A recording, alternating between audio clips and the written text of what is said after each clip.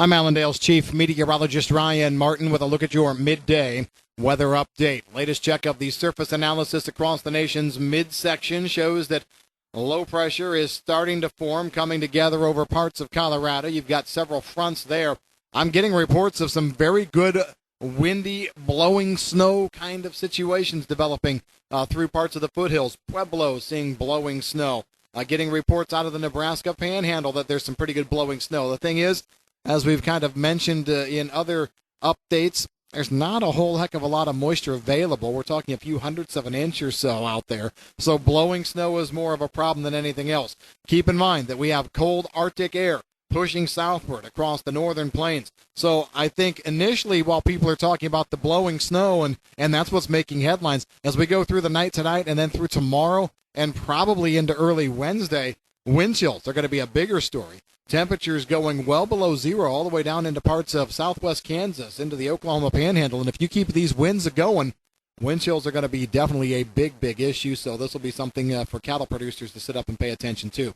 This cold air mass is going to slowly spread eastward over the course of the next few days. You'll probably see a little bit of relief as we go into the weekend.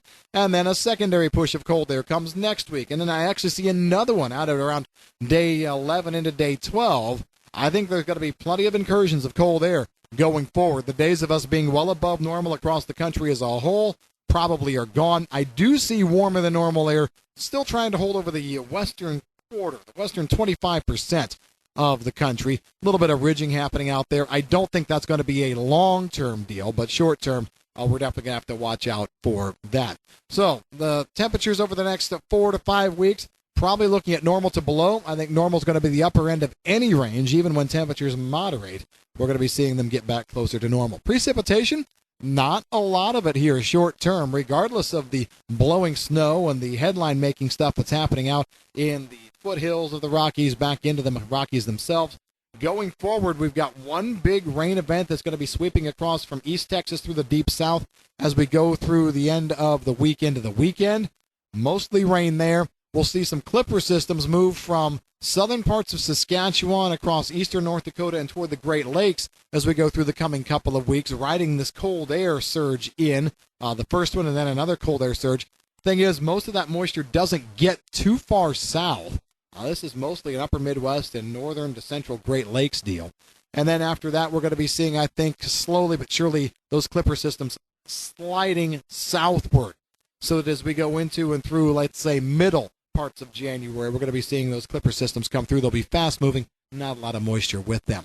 Let's turn the tables and talk South America a little bit. If you read my online comments, you know I've got maybe just a hint of concern over some warm air and some dryness trying to form in parts of central and eastern Brazil, from eastern Goiás eastward through lower or southern parts of Bahia, looking at some drier air coming in, and I'm also concerned about temperatures being a little bit warmer than they should be. Lower to middle 90s. We've seen about 2 to 3 days of this so far.